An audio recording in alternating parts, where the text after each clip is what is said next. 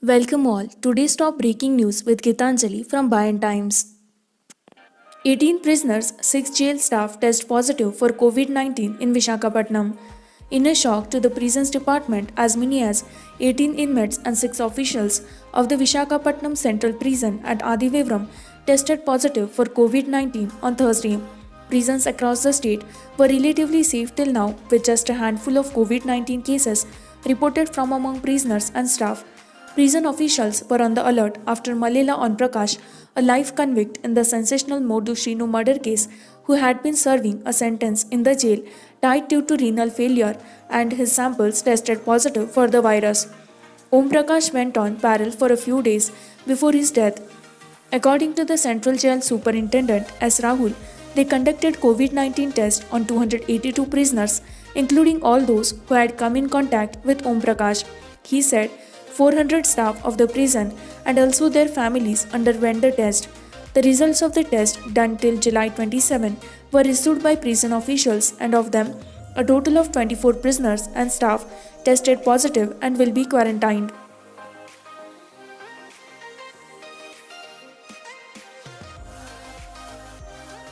Andhra government to set up 4 mega energy plants in Rayalaseema. After unveiling the Andhra Pradesh Renewable Energy Export Policy 2020 to promote the establishment of renewable power plants in the state, the Energy Department has accelerated efforts to start the development of ultra mega renewable energy power plants (UMREPPs).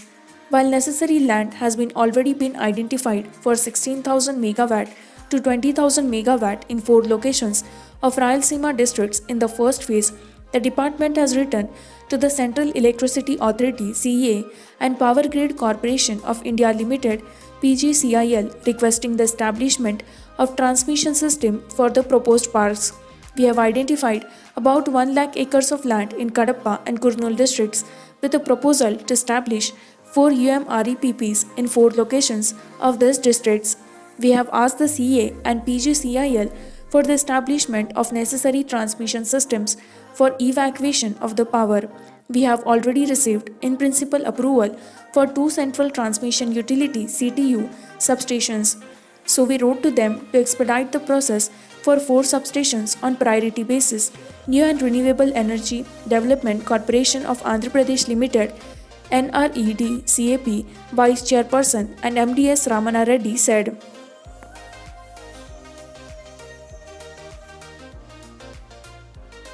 CM Jagan wants to help every family take test, says Deputy CM Srinivas. The main reason for the spike in COVID 19 cases in the state is the conduct of more number of tests. Andhra Pradesh tops among the states in the country in the conduct of corona test. Chief Minister Y.S. Jaganmohan Reddy has initiated steps to ensure that every family in the state undergoes the test as a measure to curb the spread of coronavirus, said Deputy Chief Minister Health Alakali Krishna Srinivas. Speaking to media persons here on Wednesday, he said the government also initiated steps to strengthen hospital infrastructure in the state to meet the increase in corona cases. Keeping in view the spike in corona cases in East Godavari district, 3 more COVID hospitals will be set up in addition to the existing 6. One more COVID care center will come up in Kakinada in addition to the existing 2. The process of recruitment of doctors and medical staff in the state to overcome staff shortage in government hospitals will be completed soon, he said.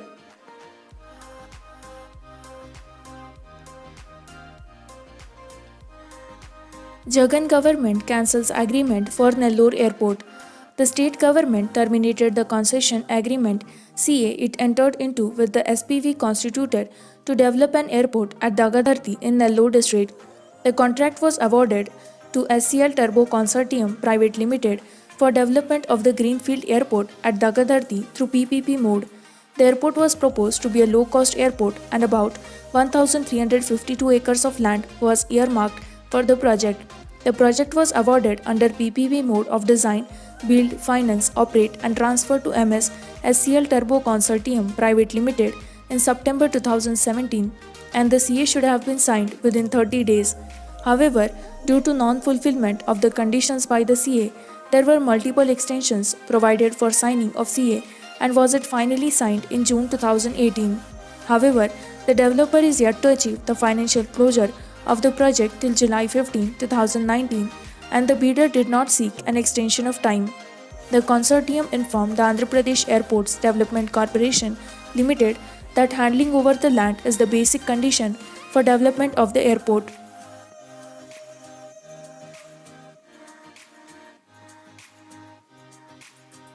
Telangana rocked by deaths of two Dalits, Congress launches attack on KCR government. The deaths of two Dalits, one of which took place in Chief Minister K. Chandrasekhar Rao's assembly constituency of Gajwel, rocked Telangana on Thursday. The other incident occurred in Mahbubnagar district. Launching an attack on the TRS government, the Congress sought an in-depth inquiry into the two incidents and stringent action against the culprits. In Gajwel constituency, a Dalit farmer, Balgri Narasimulu, unable to come to terms with reality after his land was taken over by the government after the constitution of Raitu Vedika in Velluru in Vargal Mandal, took pesticide and died in hospital in the early hours of Thursday. According to sources, the victim, who originally had 1 acre and 13 guntas of land, had sold 1 acre and was raising crops on the remaining part of the land for a long time. Since the land was not in his name as he inherited it from his father, he tried to change it to his name but could not succeed because of bureaucratic red tape. Protect, promote Indian languages, Venkaiah Naidu. Vice President M. Venkaiah Naidu on Wednesday called for protecting Indian languages and promoting the use of mother tongue in fields ranging from education to administration. He was speaking after inaugurating an online webinar on knowledge creation mother tongue, organized by Department of Telugu, University of Hyderabad and the Telugu Academy. Reciting popular Telugu poems, Naidu advised learners to read the Pedda Bali Shiksha and poetry by Vemana Sumati, Narlavari and Kaluji. Stating that the sky is the limit to learn new languages, he said, "We can learn any language, but we should not forget our own language." Prime Minister Narendra Modi speaks in Hindi even on global platforms, and he is one of the few renowned world leaders. Even when foreign delegates, such as presidents or prime ministers, visit India, they prefer to speak in their native languages, though they are fluent in English. Lockdown in Manchilipatnam division from August 3. Here's what will happen. A complete lockdown will be in place in Manchilipatnam constituency from August 3 to 9, and shops, except those selling medicines and essentials, will remain open only between 6 and 9 am, Krishna District Administration announced. In a task force meeting chaired by Transport Minister Predni Venkatramaiah Nani in Manchilipatnam, he urged people not to step out of their houses unless there is an emergency. The public can shop for essential commodities only between 6 and 9 am, while shops dealing with fertilizers and agriculture equipment will also remain open.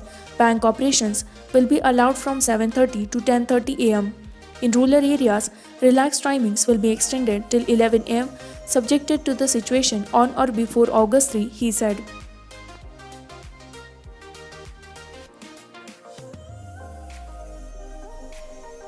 Telangana to launch mobile COVID-19 testing centers.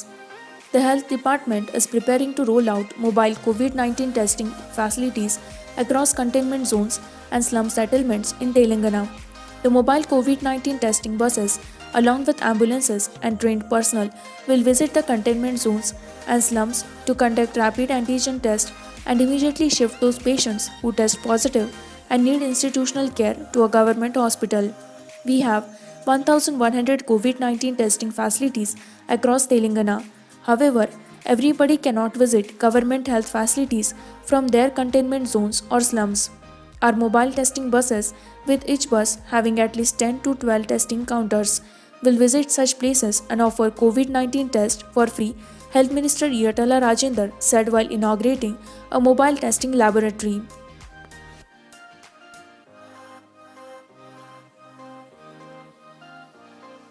Biggest COVID-19 spike in Andhra Pradesh with over 10,000 fresh cases, 65 more died.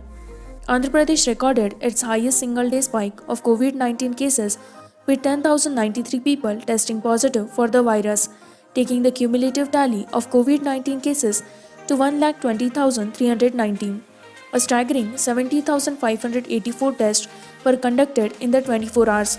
The media bulletin released by the State Command Control Room said, East Godavari district recorded the highest number of cases with 1,676 persons testing positive, followed by 1,371 in Anantapur, 1,124 in Guntur, and 1,091 in Kurnool district.